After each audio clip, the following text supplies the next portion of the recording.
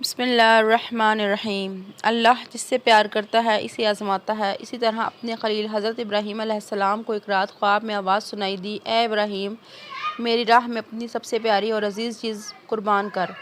ए इब्राहीम अलैहिस्सलाम जैसे ही ख्वाब से बेदार हुए, सोचा कि नबी का ख्वाब तो वही की मिसल होता है, अल्लाह चाहता है कि मैं अपनी अजीज़ और प्यारी चीज़ कुर्बान करूँ। तो हज़रत इब्राहीम अलैहिस्सलाम ने अपने तमाम जानवरों को अल्लाह की राह में कुर्बान कर दिया और अल्लाह का नाम लेकर शुक्र अदा करके अरमान फरमाने चले गए।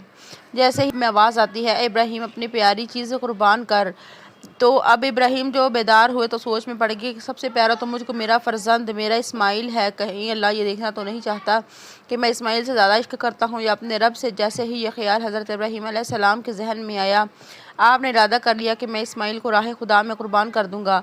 हज़रत इब्राहीम अलैहिस्सलाम सुबह उठकर अपनी ज़ौजा बीबी हाजरा से कहने लगे, ए हाजरा, मेरे बेटे इस्माइल को तैयार कर, अच्छा लिबास पहना, आज मैं अपने दोस्त की दावत पर लेकर जाऊँ। गई और अपने बेटे को तैयार करने लगी और अल्लाह के नबी हज़रत इब्राहीम अलैहिस्सलाम और हज़रत इस्माइल को साथ लेकर कुर्बान गाह की तरफ रवाना हो गए। इतनी देर में शैतान आया और आके बीबी हाजरा से कहने लगा, ए हाजरा, तुम्हें नहीं पता कि आज इब्राहीम अपने बेटे को अपने दोस्त के पास नहीं बल्कि उसे मारने के लिए लेकर जा रहा है। बीबी हाजरा ने कहा, मैं अपने इब्राहीम को जानती हूँ, वो अपने बेटे को क्यों मारेगा। शैतान कहने लगा, तुम्हें नहीं पता, इब्राहीम ने अल्लाह की तरफ से ख्वाब देखा है कि अपना बेटा कुर्बान करो और वो अल्लाह की राह में तेरा बेटा कुर्बान कर देगा। बीबी हाजरा ने जब ये सुना तो फ़ख्र से कहने लगी, ऐ शैतान, लानत हो तुझ पर अल्लाह की, में अगर मेरा बेटा अल्लाह की राह में कुर्बान हो रहा है तो इससे ज़्यादा फ़ख्र वाली मेरे लिए और कोई बात हो नहीं सकती।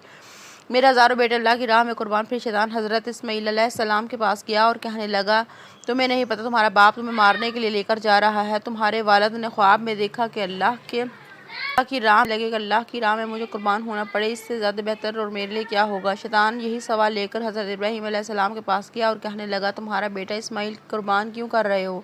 तुम्हें नहीं पता कि तुम्हारी कुर्बानी कबूल होगी या नहीं। इतनी देर में इब्राहीम अलैहिस्सलाम ने पत्थर उठाया और शैतान पर लानत करके उसे पत्थर मारते हैं। आज भी वो जगह कायम है जहाँ शैतान को पत्थर मारते हैं, जहाँ हज़रत इब्राहीम अलैहिस्सलाम और इस्माइल अलैहिस्सलाम आगे बढ़ते हैं और चलते चलते अपने बेटे से कहने लगे, या इस्माइल, आज मैं अल्लाह की राह में तुम्हें कुर्बान करूँगा ताकि ये वाज़ेह हो जाए कि मेरे दिल में इस्माइल से ज़्यादा अल्लाह का इश्क मौजूद है। ये सुनकर हज़रत इस्माइल अलैहिस्सलाम फ़ख्र से कहने लगे, ए बाबा, इससे तो बेहतर कोई बात हो ही नहीं सकती कि अल्लाह के नबी और अल्लाह की राह में मुझे कुर्बान करें। लेकिन बाबा, मैं कुछ अर्ज़ करना चाहता हूँ। आप बूढ़े हैं और मुझसे बेपनाह प्यार करते हैं। जब मेरा गला कटेगा, मैं तड़पूंगा, तो आप देखेंगे, मुझे कुर्बान करने से पहले आप आँखों पर कपड़ा बांध लें और मेरे हाथ और पाँव को भी रस्सी से बांध दें।